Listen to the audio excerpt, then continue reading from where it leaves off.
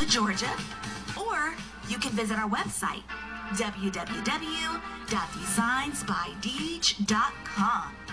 Again, that's www.designsbydej.com.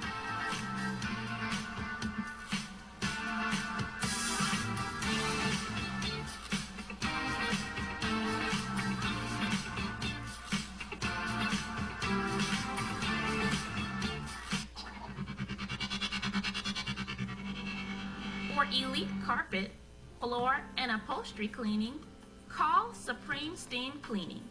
For pressure washing on your house and driveway, call Supreme Steam Cleaning. Flooding in your house or building? Supreme Steam Cleaning's got you covered with our emergency water extraction services. Transform the rooms in your home with floor installation, repairs, and more. Give us a call today at 601-720-5138. That's 601-720-5138. Visit our website, www.supremesteamclean.com, and follow us on social media at Supreme Steam Cleaning. When you need an elite team, call Supreme. For all facets of professional hair care and braiding, come to Sisters Braid 2, located at 18070 Mount Elliott in Detroit. We specialize in braiding and natural styles, knotless box braids, feed-in braids, scale twists for men, women, and children. We specialize in all facets of healthy hair. Try our natural oils to keep your hair healthy. 313-826-0498 or 248-372-1738. Murray, out of the pocket. 7 seconds. 6 seconds. Murray hits it downfield. Oh, man, the power's out again. You have reached Quality Construction and Engineering, your #1 emergency generator source. Power outages can be unpredictable, inconvenient, and disruptive to your life. With a backup generator, your life goes on uninterrupted with power when you need it. Not to mention the peace of mind of having your property suited to weather the storm. Whoever would have thought in Houston, Texas, that we would have an ice storm? It did happen, and that Sunday night when it came in, I got up and looked out the front door. Everything was pitch black. It was horrible. Something out of a novel or a science book that you had never seen before. Once the lights went out, my generator popped on. It ran 55 hours. The only one had lights. Get your backup generator installed with Quality Construction. We install both residential and commercial generators, so you're always covered. Schedule your consultation with us by calling 1-855-876-9370. That's 1-855-876-9370. Or visit us online at www.powerqec.com.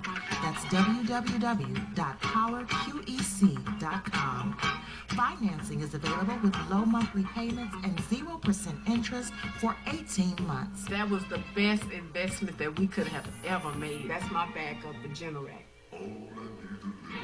Generators with Quality Construction, built services catered to your land development needs. We offer landscape design, residential design, land planning, mapping and consulting services, and more. We have over 20 years of design and land planning experience. CAPS LLC offers services to developers, builders, architects, surveyors, contractors, government agencies, and private landowners. Feel free to contact us to find out which services are available in your area. You may reach us at 601-326-2966. That's 601-326-2966. You can also visit us on the web at www.capsllconline.com. Let us put on our thinking caps to serve your land development needs. The views and opinions expressed on the following show are not necessarily the views and opinions of WHPS, its affiliates, management, or sponsors.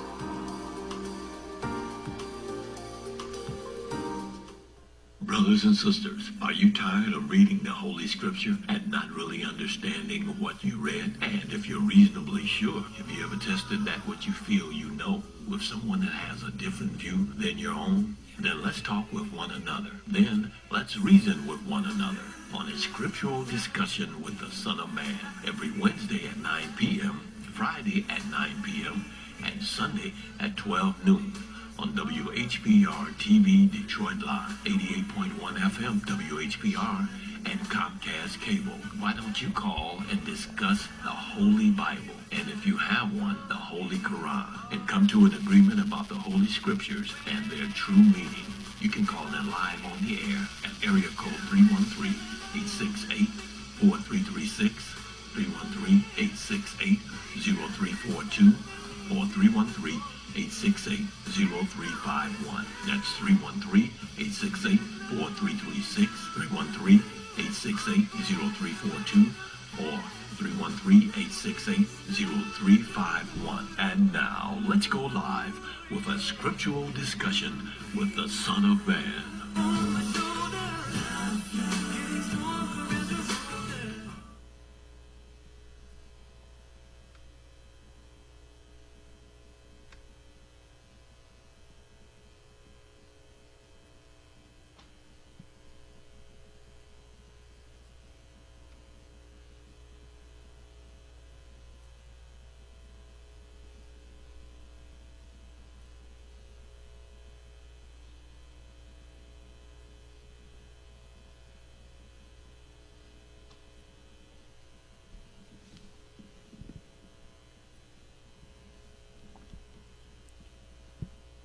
In the name of Allah, the Beneficent, the Most Merciful, the Truthful, and the Most Just, I greet all of you once again who are hungry and thirsty for the true understanding of the Word of God. And for truth in general. I greet you all with the greeting words of peace. May Allah's salam alaikum.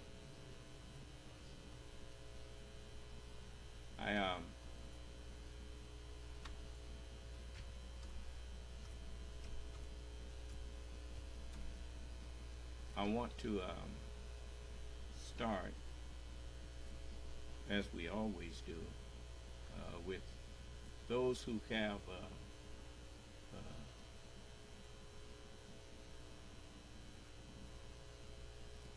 something that they wanted to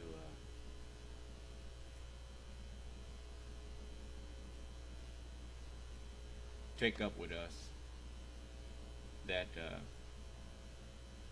you feel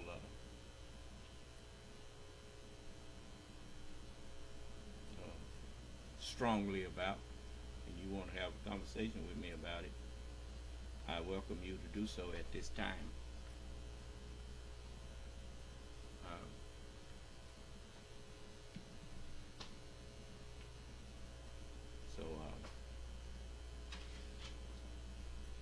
Brother Jamar, anybody?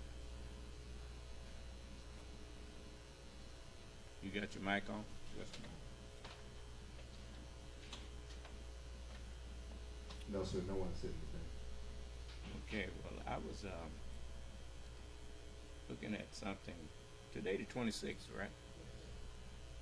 I was looking at something last night. I thought I had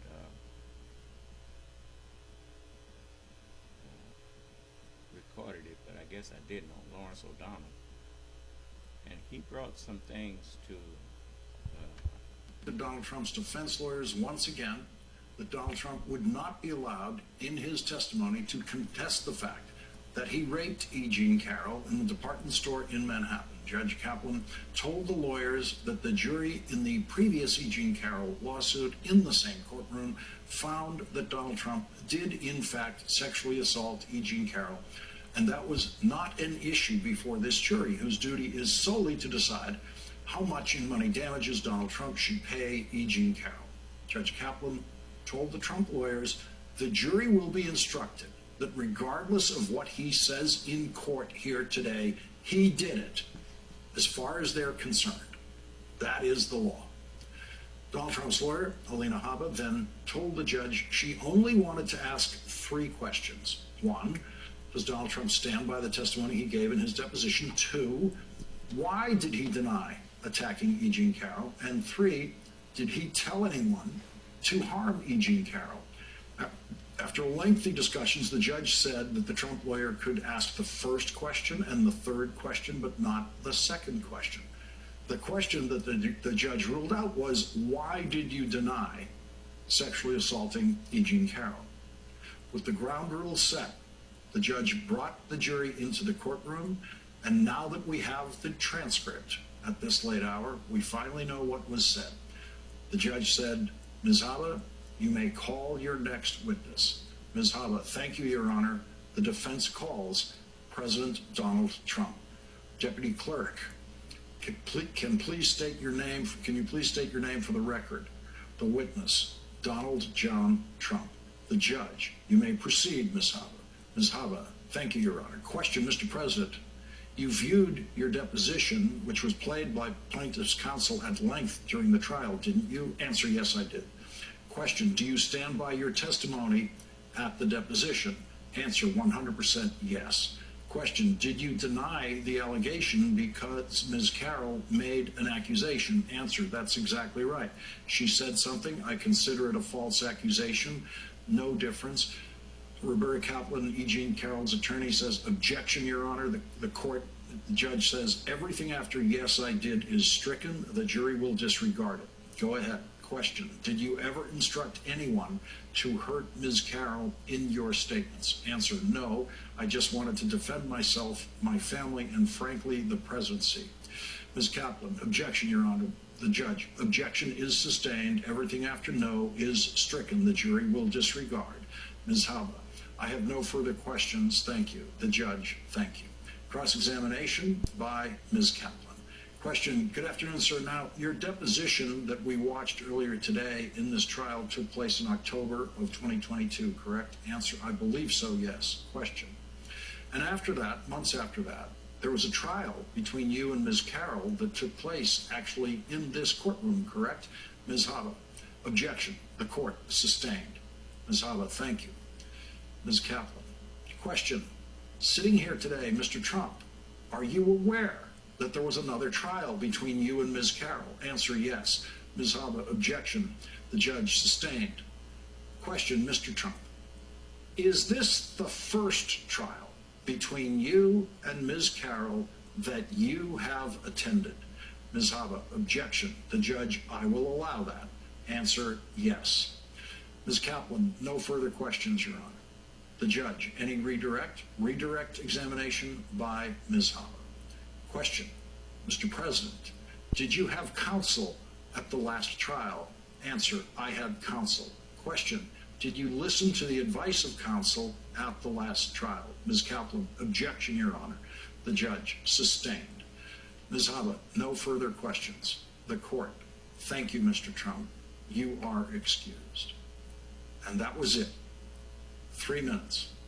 The first time a former president of the United States testified under oath in a trial as a defendant in that trial.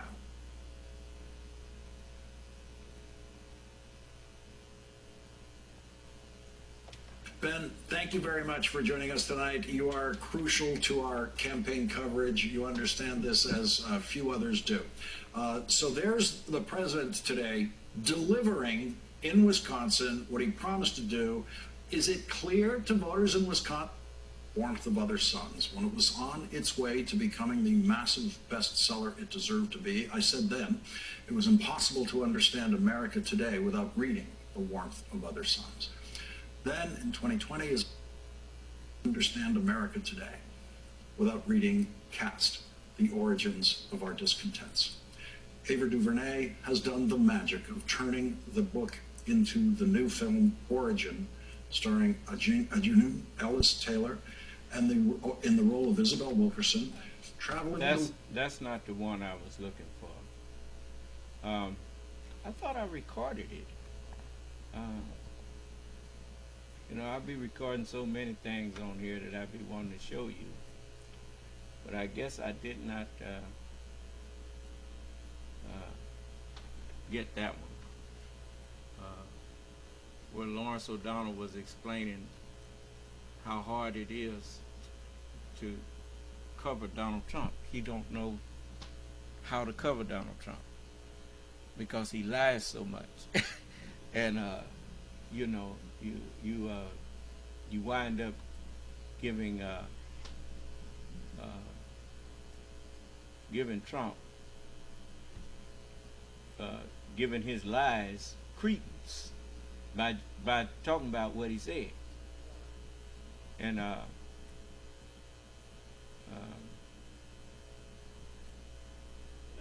got to see if I can find that. I really wanted to show you that, and I was tired. I guess yeah, it was last night, and let's see. Let me see, who is this? It usually say Lawrence O'Donnell when I'm playing. Already worked out in detail in discussions with the judge and the lawyers on both sides of the case while the jury was out of the courtroom. Judge Lewis Kaplan instructed Donald Trump's defense lawyers once again that Donald Trump would not be allowed in his testimony to contest the fact that he raped E. Jean Carroll in the department store in Manhattan. Judge Kaplan told the lawyers that the jury in the previous E. Jean Carroll lawsuit in the same courtroom found that Donald Trump did in fact sexually assault E. Jean Carroll, and that was not an issue before this jury, whose duty is solely to decide how much in money damages Donald Trump should pay E. Jean Carroll. Judge Kaplan told... You remember when Donald Trump bragged and boasted to Billy Bush that he grabbed women by their genitals, and when you're a star, they let you do that? And it wasn't that they let him do that. None of them, they was afraid to accuse him because he was a star. Do you understand? And wasn't nobody there but him and them. You know, I'm trying to figure out why he ain't sitting up in jail for that, and when y'all put Dr. Cosby in jail and said that he did that.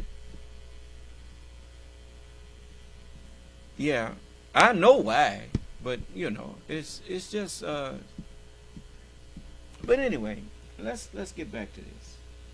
I'm going to get into some scriptures with you. What? Lawyers. Can I ask you just a quick question? Was it inappropriate and why did the court allow Trump's attorney, when she asked her to call her first witness, and she said, I call President Donald John Trump, and her first question was Mr. President? Well, the thing is, when a man has held the office of President of the United States, it's not improper to say Mr. President to him. Just like if a man was a governor, you hear them say Governor this. They still call Chris Christie Governor Christie. And, you know, you don't lose that title simply because you are no longer in that office. That was your title. And, you know, most of the time people say former president when they're talking about them. But if they are face-to-face with that man, they will show respect for what he used to be and call him Mr. President. You know. So, you know, it is somewhat insulting for you not to do that. Do you understand? Because that man has held an office that very few people can claim they ever held.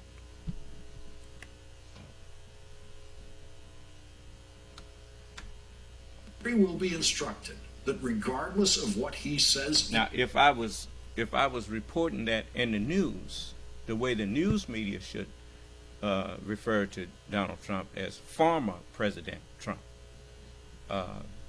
because you got some jackasses out here that would like to pretend that Donald Trump never lost the presidency, even though he ain't in the White House no more. Do you understand? He's their president. You notice them boys that tried to overthrow the government, they said our president called us up to the Capitol. Our president. Jeff Davis was the president of the treasonous people in the Confederacy. Do you understand? They called him their president. Mr. Lincoln wasn't their president. Do you understand? So, if somebody has some opposing view to something I just said, you're welcome to come in here and tell me, straighten me out on what I got messed up to.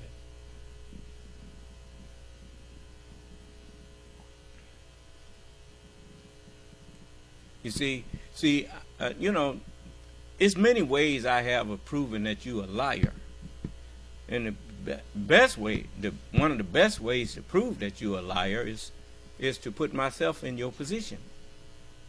If I really, it's just like me. I believe the Honorable Elijah Muhammad was the messenger of God. I don't care how many people out there start saying that they didn't believe it. I never said I didn't believe it. And I never will say I didn't believe it. No. I could never say that because I truly believed he was the messenger of God.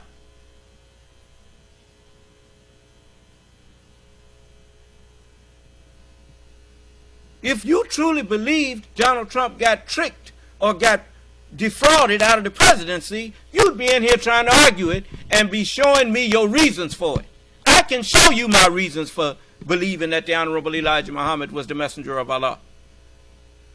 I don't have to sit quiet when somebody lie or come out here and accuse him of being an imposter.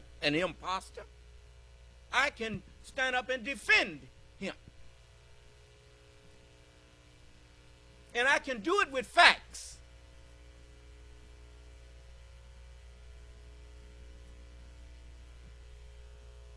I hate liars.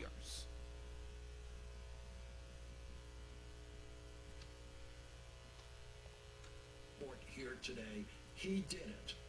As far as they're concerned, that is the law.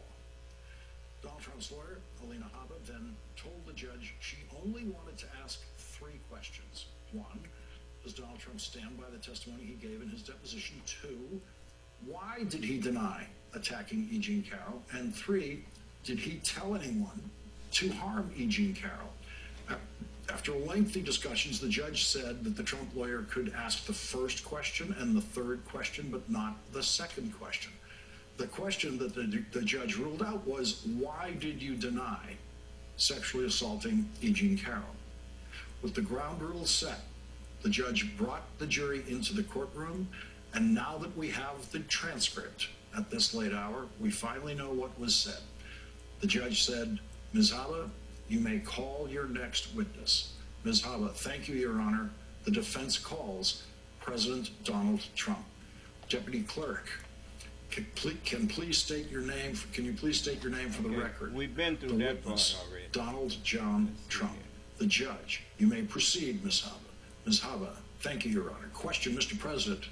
You viewed your deposition, which was played by plaintiff's counsel at length during the trial, didn't you? Answer, yes, I did. Question, do you stand by your testimony at the deposition? Answer, 100% yes. Question, did you deny the allegation because Ms. Carroll made an accusation? Answer, that's exactly right. She said something. I consider it a false accusation. No difference. Roberta Kaplan, E. Jean Carroll's attorney, says, objection, Your Honor. The judge says, everything after yes, I did is stricken. The jury will disregard it. Go ahead. Question, did you ever instruct anyone to hurt Ms. Carroll in your statements? Answer, no. I just wanted to defend myself, my family, and frankly, the presidency. Ms. Kaplan, objection, Your Honor. The judge, objection is sustained. Everything after no is stricken. The jury will disregard. Ms. Habba, I have no further questions. Thank you. The judge, thank you. Cross-examination by Ms. Kaplan. Question. Good afternoon, sir. Now, your deposition that we watched earlier today in this trial took place in October of 2022, correct? Answer. I believe so, yes. Question. And after that, months after that, there was a trial between you and Ms. Carroll that took place actually in this courtroom, correct? Ms. Hava. Objection. The court sustained. Ms. Hava, thank you. Ms. Kaplan. Question. Sitting here today, Mr. Trump, are you aware that there was another trial between you and Ms. Carroll? Answer, yes. Ms. Hava, objection. The judge sustained. Question, Mr. Trump. Is this the first trial between you and Ms. Carroll that you have attended? Ms. Hava, objection. The judge, I will allow that. Answer, yes. Ms. Kaplan, no further questions, Your Honor. The judge, any redirect? Redirect examination by Ms. Hava. Question, Mr. President, did you have... Why did she ask him, was he aware that there was another trial between him and Ms. Kaplan? I mean, him and Ms. Carroll. And his lawyer, Ms. Hava, objected. Why do you suppose that question was asked? See, lawyers have to pay good attention to what people say. You remember he tried to say that he was trying to protect his family and the presidency and what kind of thing, you know, and that's why he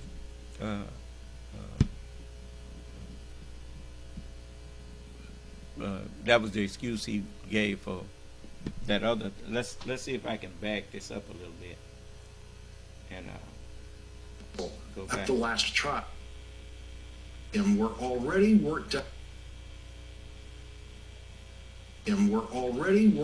in detail in discussions with the judge and the lawyers on both sides of the case while the jury was out of the court.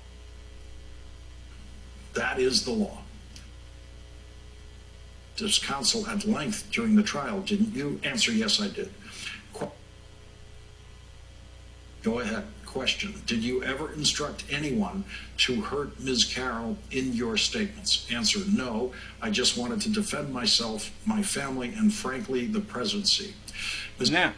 Now, that is after he was asked, did he ever instruct anybody to hurt Ms. Carroll?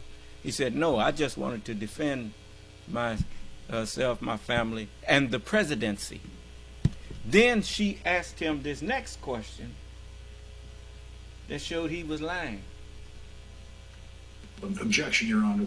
The judge. Objection is sustained. Everything after no is stricken. The jury will disregard.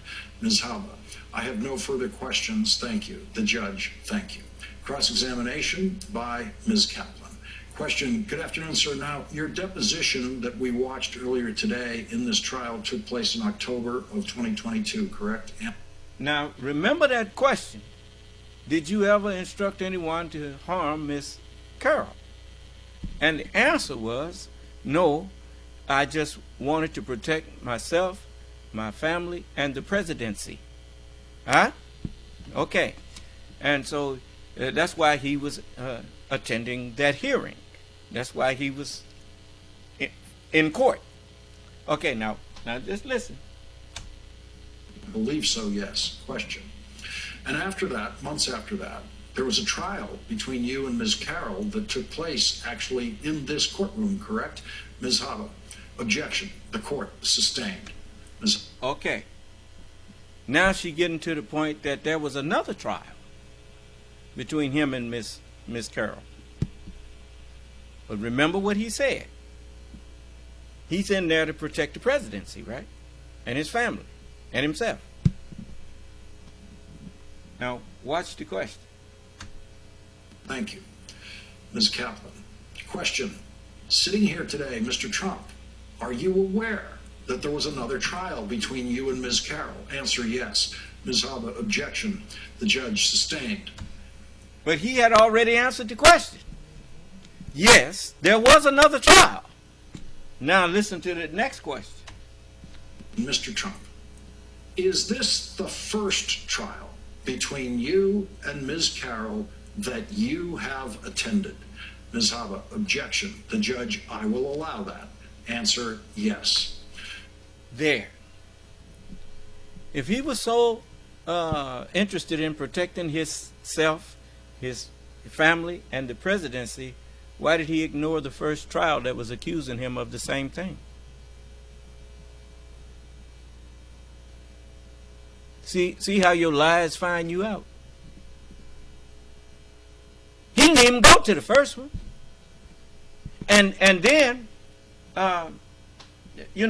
Ms. Haba, when she got back up there, she tried to protect herself. Now, watch this. Because if he wasn't at the trial, why wasn't he at the trial? That's why she has. Did you follow your lawyer's advice?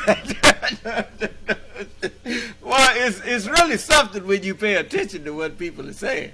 Now you see why people don't like to talk to me. Because I listen, man. You know. Kaplan, no further questions, Your Honor. The judge, any redirect? Redirect examination by Ms. Haba. Question, Mr. President, did you have counsel at the last trial? See, she covering herself now. I mean, he made it sound like he wasn't at the.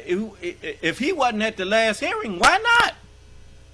What kind of lawyer did he have? Now she done figured out that it's starting to made it look like she wasn't doing what her job is.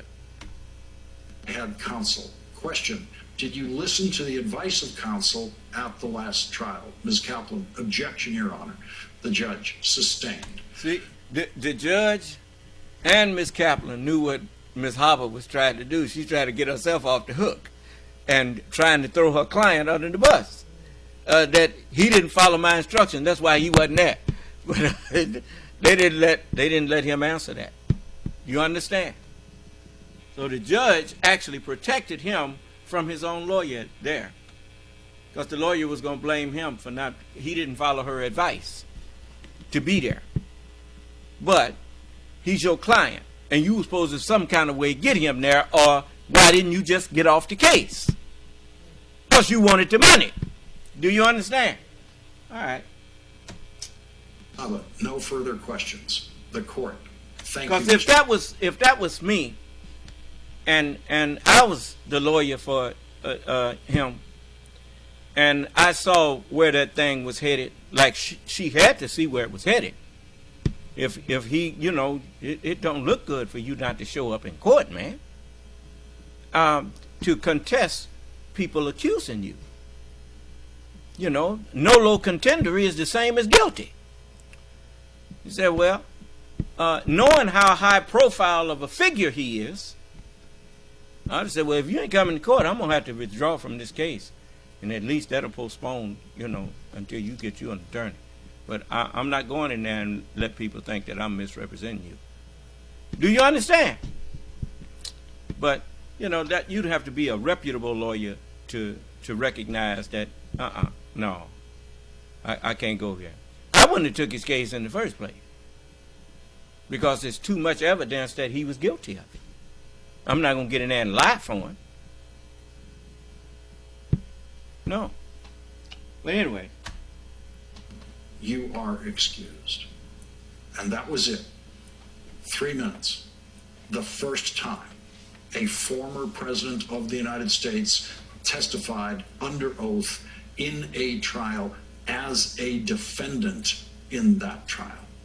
Leading off our discussion tonight is Andrew Weissman, former FBI General Counsel and former Chief of the Criminal Division in the Eastern District of New York. He's an MSNBC legal analyst and the co-author of the new book, The Trump Indictments, the Historic Charging Documents with Commentary, which will be published on February 27th. Also with us, Faith Gay, former prosecutor for the Eastern District of New York. Andrew, your assessment of those 3 minutes on the witness stand. In trials, it is really a chess game as for everything that goes on. And so here you ask yourself, what is each side getting out of this?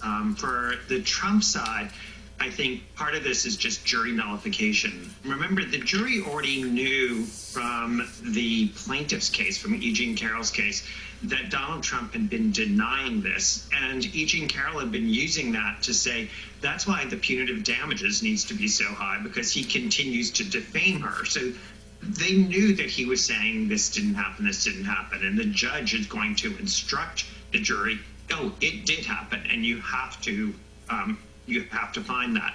I think this was an effort by the Trump side to essentially ask for jury nullification, to say, you know what, this is what's really going on. He, he should have testified last time. Now he's testifying. No matter what the judge says, take the law into your own hands. I sort of view it as this is jury nullification. January 6th was trying to be election nullification. I mean, this is part of sort of an anti-law enforcement, anti-rule of law strategy. And I think that's sort of the main thing that happened here.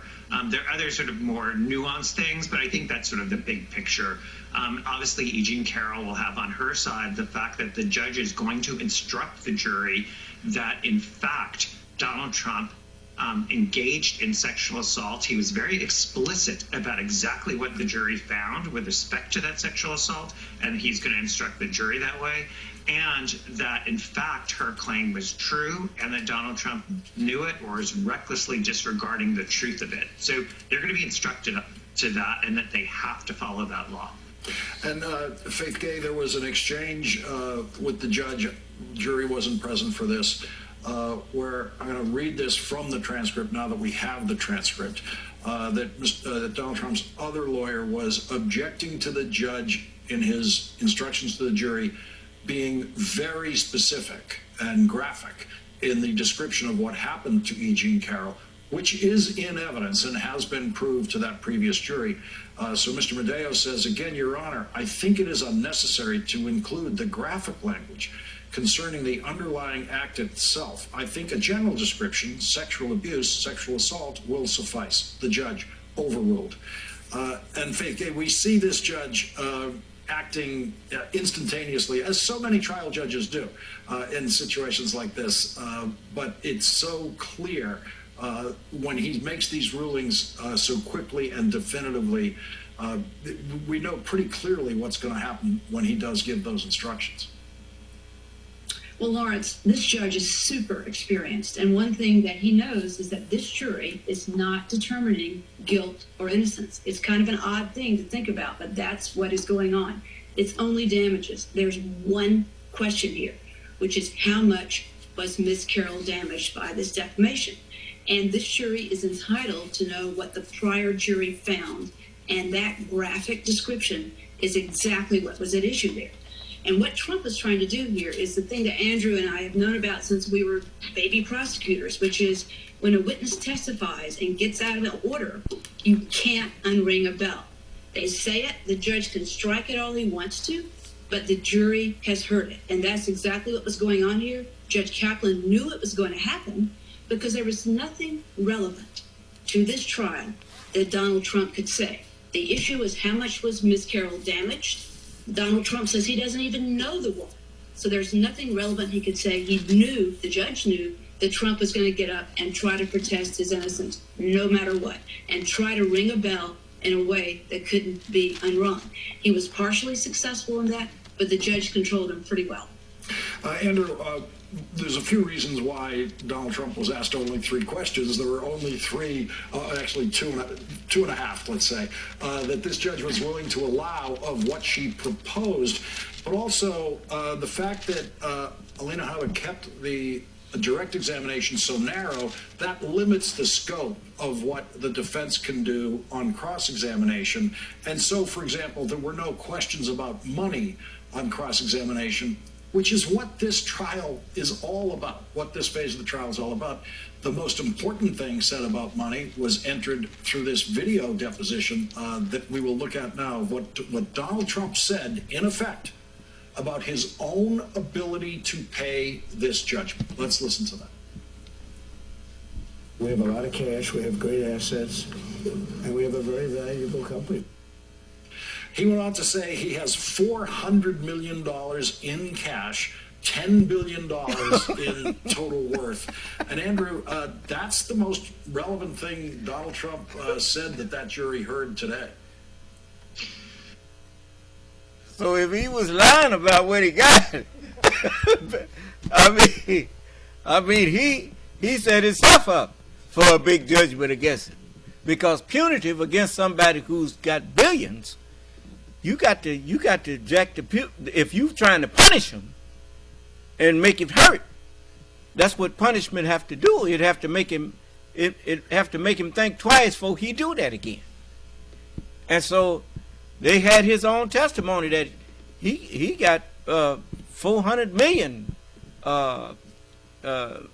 ready cash and billions in the assets. That's what they're telling people. Now listen. This is where, unlike in what I'll call the real world, the political sphere, where people get away with saying different things at different times. Just to take one example, Donald Trump now is calling Nikki Haley a bird brain, but of course he selected her to be his representative to the United Nations. Those kinds of inconsistencies in the political realm, you can sort of get away with that at times, frankly, too often. But if she was his Secretary of State and he chose her, was she a bird brain then? I mean that's the kind of thing. But most people, their memory ain't long, and they don't really listen. They live in the moment. And and when I say live in the moment, I don't mean in reality. I mean from one moment to the next. So when somebody lied to them and then contradict their own lie, they even forgot the lie that they just told. Do you understand? So that's the way children are. A child's mind is from moment to moment. You can ask them, what did I say 2 minutes ago? They don't know. 2 sentences ago. And so their attention span is very short. And because their attention span is so short, their judgment is always faulty. Do you understand? And most people, the scripture says to me, it says, now I'm the Lord. I'm the Son of Man. It tells me to study. Well, you hear these people talking about God knows everything. And no, God don't know everything. If God knew everything, why did he send people down now to Sodom to see if it was as bad as he heard? No. You don't have to know everything. That living would be very boring if you knew everything. But the joy in living is what you don't know and are interested in. You know how to find it out. God knows how to do that. Do you understand? So I was told to study, to show myself in agreement with what was revealed to the prophets who bore witness of my coming. I didn't even know that it was in Prophet Muhammad's table talk that I have a mole on my right cheek. I didn't know that. Somebody brought that up. I went and looked it up. I didn't run with that. And he did say that. And I do have that. But as I said, I bet you I'm not the only man in the world that have a mole on his right cheek. I need. You see? So hanging my hat on that's not the determining factor. That's just a description that the prophet foresaw of me. Do you understand? It's just like the name Muhammad. That name is very popular. So a whole lot of people got the name Muhammad. A whole lot of people have the name Jesus. In Spanish, it's Jesus. There's a whole lot of people named Jesus.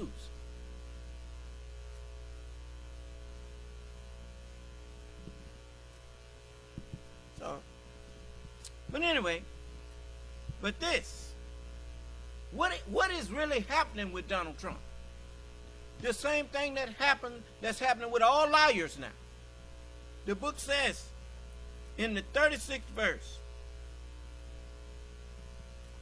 the 34th verse of the 12th chapter of Matthew, it says, "O generation of vipers."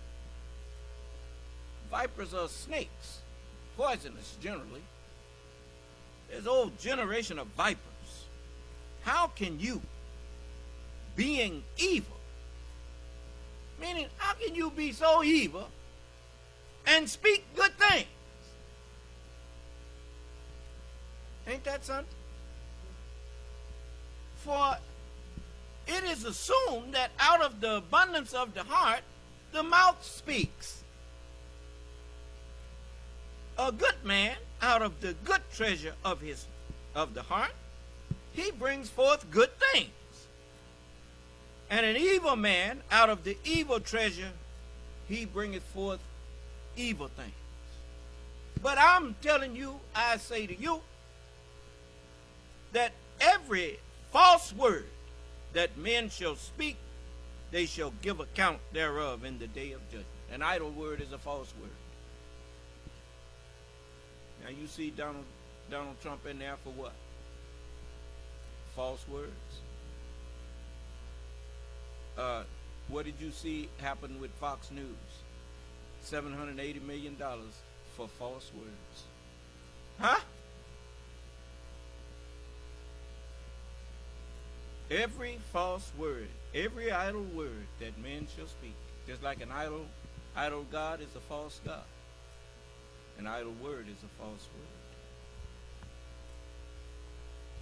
You notice people come in here and I let them speak until they say something that don't quite ring true, and I say, wait a minute. Where you get that from?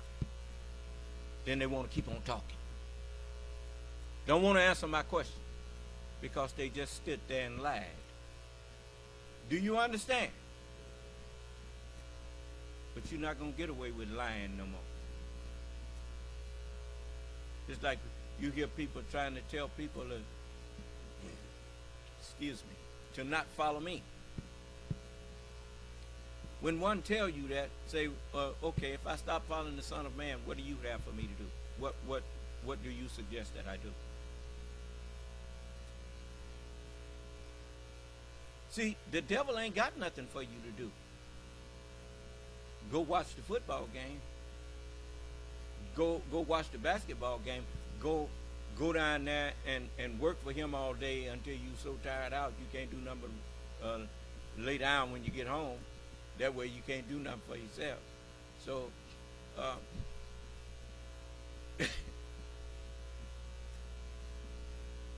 so he ain't got nothing for you to do. But he just don't want you to help me because he know I'm here bringing an end to his world. Because I have a better world to introduce you to. How do you know my world is better? Because a world is not the people. The world is the mind that's in the people. See, the mind that's in me is greater and better than the mind that's in the world. That's why I can stand up and condemn all of the things that the world done taught you. Especially the main thing that everybody in this world seemed to have bought into was the false word about the reality of God. I done took that out. You can't even get nobody to come in here and discuss God with me. Because they don't know what that term meant. They never did know what it meant. And now that I done took the secret of it and made it public, all of them have to shut up.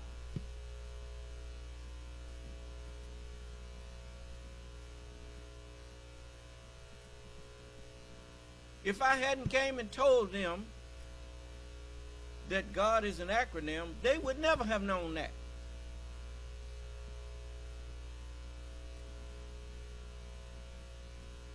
It's just like, what if they had never told you what POTUS was?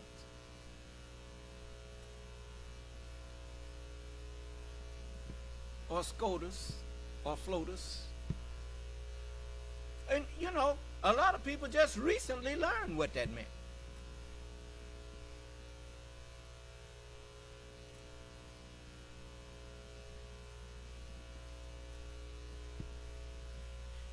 You know how that game get ran on you?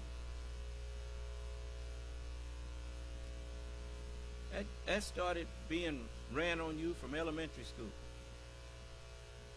You know how when your hand went up to ask a question,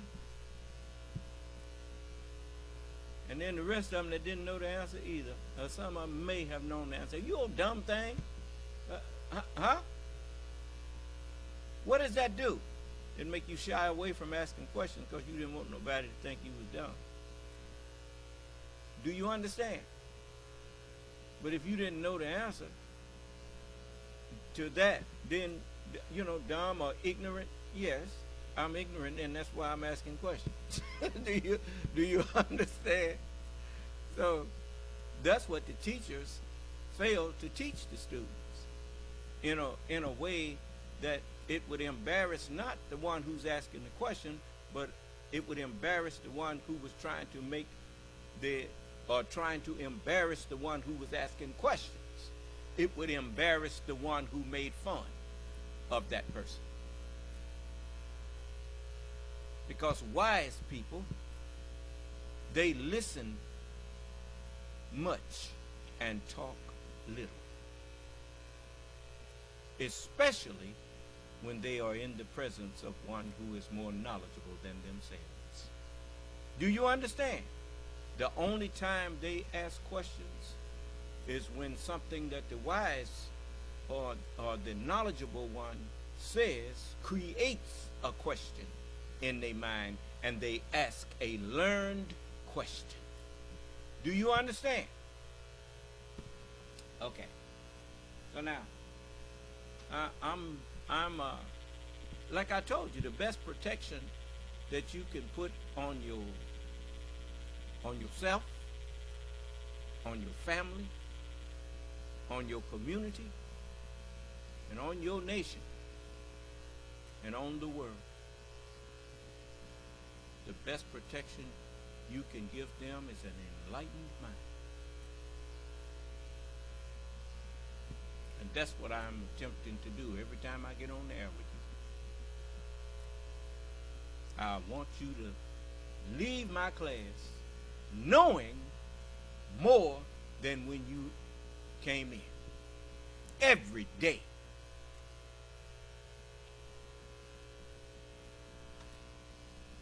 It's really hard when you have skilled counsel. So here, E. Jean Carroll's counsel took advantage of the deposition that was done in the Attorney General's case, where Donald Trump's motive there was to say, look how great he is and look how wealthy it is and how successful he is. Well, you know what?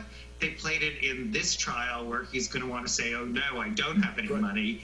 I do not give a huge judgment against me. So this was a very skillful use of his prior words. And E. Jean Carroll's counsel really jumped on this recent release of this deposition and then played it to the jury.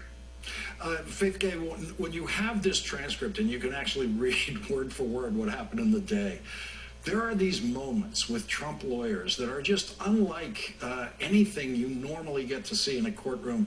There's a moment in it where an earlier witness in the day was on the witness stand, and Alina Habba had done the examination of that witness, and when there was when that side wanted to object, the other Trump lawyers stood to object. The judge, in the transcript, you see the judge saying, not your witness, it's Ms. Haba's witness. Ms. Haba then gets up to object, and then he says overruled instantaneously. And so there's this kind of unnecessary extra step of humiliation to the objection that he is almost now playing with these lawyers to make them pay for what they've put this courtroom through. Look, I do think you're right that Judge Kaplan is sort of running out of patience here with the antics in the courtroom, the lack of preparation, the thwarting of evidentiary rules, although he's kept a pretty tight rein on it. And so I think in his way, he's signaling to the jury that there's only so far you can go in a democratic process, which is what a trial is, in breaking the rules. President Trump breaks them constantly. He murmurs or shouts in front of the jury. He testifies to things that are irrelevant or then stricken. And one way to sort of even the playing field, to make this just a little bit more fair, is for the judge to signal, as he fairly can do, that what's going on is a little bit of a circus on the Trump side. And he's done that several times now. Faith Gay and Andrew Weissman, thank you both very much for joining us tonight. Thank you. Welcome.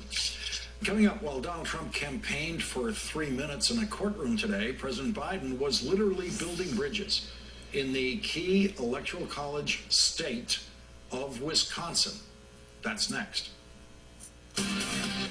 While the stock market was hitting a record high today, something that Donald Trump and his supporters insisted could never happen under President Biden, Donald Trump was campaigning for 3 minutes in a courtroom in his hometown of New York City, a place that has overwhelmingly voted against Donald Trump twice. And Joe Biden was campaigning in Wisconsin, a state President Biden won by 20,682 votes out of the 3.3 million of votes cast.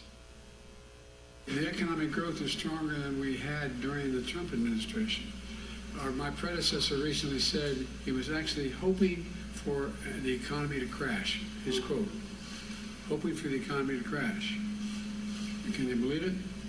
Well, he said he's hoping because he hopes it happens soon while I'm still president. That's what he's hoping for. America now has the strongest growth, the lowest inflation rate of any major economy in the world.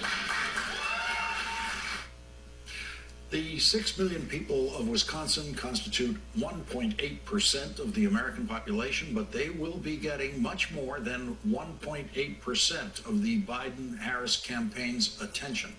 Vice President Harris was in Wisconsin on Monday, beginning her national campaign tour on the issue of preserving reproductive freedoms. And President Biden went to Wisconsin today to remind Wisconsin drivers that Donald Trump did not do a single thing to improve the transportation infrastructure that they use every day. President Biden went to the Blatnick Bridge connecting Wisconsin and Minnesota, which the president had visited 2 years ago when he promised to fix it. Thanks to the Biden infrastructure bill, the bridge will not just be repaired, it will be completely replaced by a new bridge. For decades, people talked about replacing this bridge, but it never got done until today. That's our economic plan. Invest in America, invest in American products, build in America. That's what we call Bidenomics. My predecessor, though, he chose a different course. Trickle-down economics. Cut taxes for the very until today. That's our economic plan.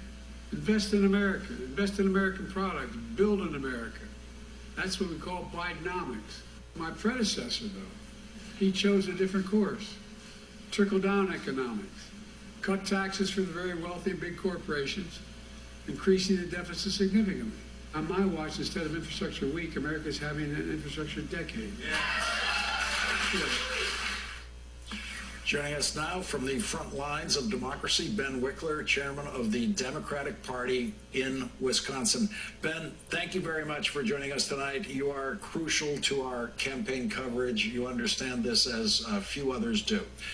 So there's the president today delivering in Wisconsin what he promised to do. Is it clear to voters in Wisconsin that Donald Trump delivered absolutely nothing on infrastructure? It is absolutely crystal clear, and it's great to be with you tonight, Lawrence, to mark the moment that it became unmistakable that after 4 years of Donald Trump turning Infrastructure Week into a punchline, Joe Biden came along and created an infrastructure decade. When Tony Evers, our governor, was running for governor, you had to drive over what people called Scott holes, because Scott Walker had completely ignored the roads years after year after year and refused infrastructure money from President Obama. Donald Trump comes along, promises infrastructure investments, sits on his hands in a moment when he's being begged by Congress to actually do an infrastructure bill, does nothing. Then President Biden gets it done, gets a bipartisan bill through. Every single Wisconsin Republican votes against it. And yet, they've now committed $6.1 billion to Wisconsin alone, replacing every pipe, replacing this bridge, every lead pipe. These are changes that will affect people's day-to-day lives. And if you've ever had to sit forever trying to get through a bridge where lanes are being closed for repairs, where the limit on the number of cars that can go across and the load from trucks has gotten so low that it slows down everything and it's driven you nuts, you know how much of a difference this bridge replacement is going to make. I hope the audience understands, I've tried to convey to them this before, Ben Wickler is one of the really top talents in the history of Democratic Party politics, okay? This is not just limiting it to Wisconsin or the current National Democratic Party. You're in this crucial state because you chose to go home to your state to do this work, knowing that it was an important electoral college state. How is Joe Biden's 20,000 vote margin looking in your state of 6 million people? Well, Wisconsin is the home of the nail biter. 4 of the last 6 presidential elections here have come down to less than 1 percentage point. So take 2016, Trump wins by a little over 23,000 votes. In 2020, Biden wins by 20,682 votes. Now, if you look at multiple polls, Biden is tied or up 2 points. 2 points is a Wisconsin landslide. But what all that means is that every single voter in the Badger State, like in the other really close battleground states, they have the power to determine the fate of American democracy. Today, when President Biden was talking about replacing the Blatnick Bridge, talking about these billions of dollars of investments, what were Wisconsin Republicans doing? Passing an abortion ban in the state legislature. It's a preview for what Republicans would do nationwide if they get trifecta control in 2024. So on the one hand, you have President Biden and Vice President Harris in our state fighting for freedom and for jobs and rebuilding America. And on the other side, you have Republicans trying to get into people's most personal decisions and override their own power to make their own decisions about their own bodies. That is a crystal clear contrast. And that's the kind of contrast that leads to big Democratic victories, like the governor's 3.4 percentage point win, which is big for Wisconsin, and the Supreme Court victory last year by 11 percentage points in a state where things normally come down to a fraction of 1%. That's what happens when it's a choice between freedom and middle-class prosperity or authoritarianism and control and domination by the far right. Ben Wickler, thank you for joining us for what is your first appearance on The Last Word during this campaign year. We're going to need to hear from you an awful lot more.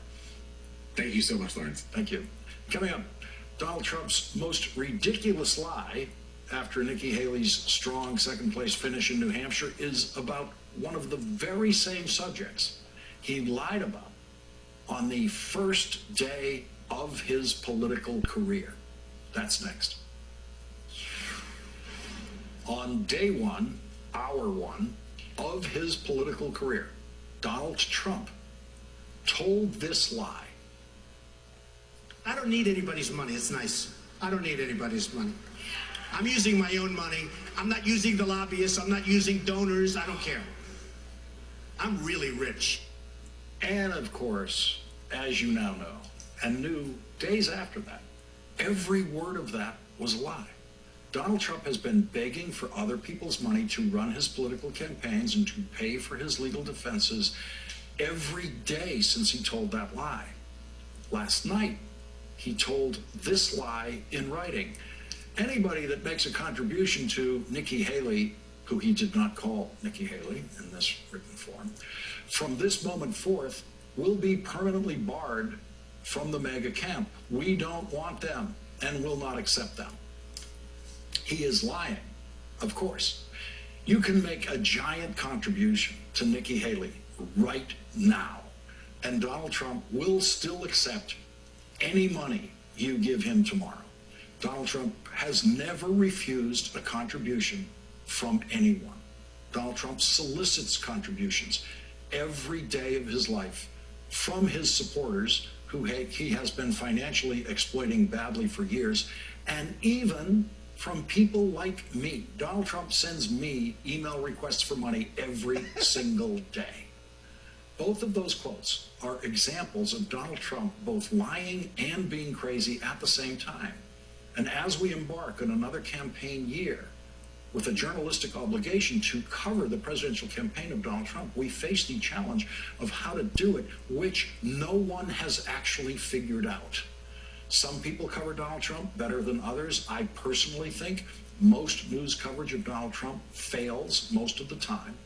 Because you're watching this program, you might think that I cover Donald Trump better than some others cover Donald Trump, but I don't think I know how to do it. That's why I keep thinking about it, keep trying to figure out what adjustments we should make, small and large. You've seen a couple of those adjustments in this segment. For example, I didn't read the sexist, hateful nickname Donald Trump uses for Nikki Haley in that written statement of his. And on this program, starting sometime last year, I decided to never allow Donald Trump to have the full screen of your television in your home. Never. You will never be confronted with nothing but Donald Trump on your television screen during this hour. He will get, when it's important for us to hear what he has to say directly from him on video, at most half of your television screen. This is one of the ways that I try to reduce the television effect of the lunacy and poison that he spews. And it is done deliberately only for Donald Trump. I do this only for Donald Trump on the screen as a way of using the visual vocabulary of television to say, don't listen to this man the way you listen to anyone else. I know these are not game-changing adjustments to Trump coverage. No one should be impressed by them. I mention them only so that you know that I don't know how to cover a pathological liar like Donald Trump. And if there is any virtue on this point, for me, it is simply that I know that I don't know how to do it, and I continue to think about how to do it. The problem for most of the rest of the news media is that they think they're doing it right, and they never have ever considered rethinking that. And that kind of coverage has delivered what our next guest calls the banality of crazy. Quote, Trump scandals have become predictably banal, and American journalists have become golden retrievers watching a tennis ball launcher. Every time they start to chase one ball, a fresh one immediately explodes into view, prompting a new chase. Eventually, chasing tennis balls gets old.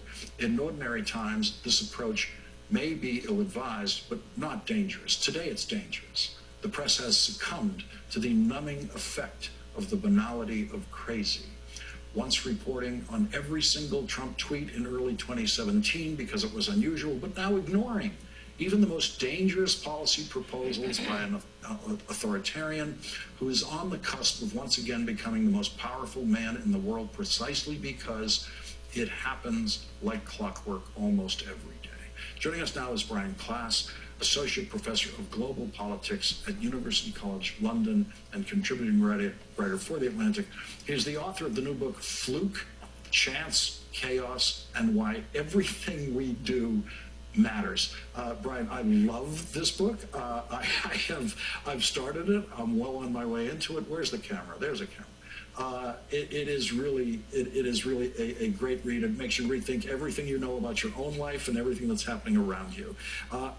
You're usually in London, and so we're thrilled to have you here in the room. Do you have any new guidance, any new ways of suggesting to us how we wrestle with Donald Trump as news consumers and then as news deliverers like this program? Yeah, I think you need to stop making false equivalences, and I know you're very good at not doing this, but a lot of people in the news media do, where they'll have a story where it will say, you know, Donald Trump proposed shooting shoplifters, right? One of these crazy things that he said a couple months ago. And then they'll cut to another story about John Fetterman wearing a hoodie. And these things are put side by side. And, you know, this is a person who may well become president again saying, let's murder people for petty crimes without a trial, which is what authoritarian regimes do. And then you put it next to a story about the attire of a person in the Senate. And I think that's the issue where you need to make clear that this is not normal procedure, right? And part of the reason I wrote that piece was because Trump had floated the idea of executing Mark Milley, the top general at the time in the United States. And I looked across the major newspapers. There were no headlines blaring this. And in fact, when they finally covered it, the New York Times covered it 3 days later, and it was on page 14. And what's the presidential history? They would always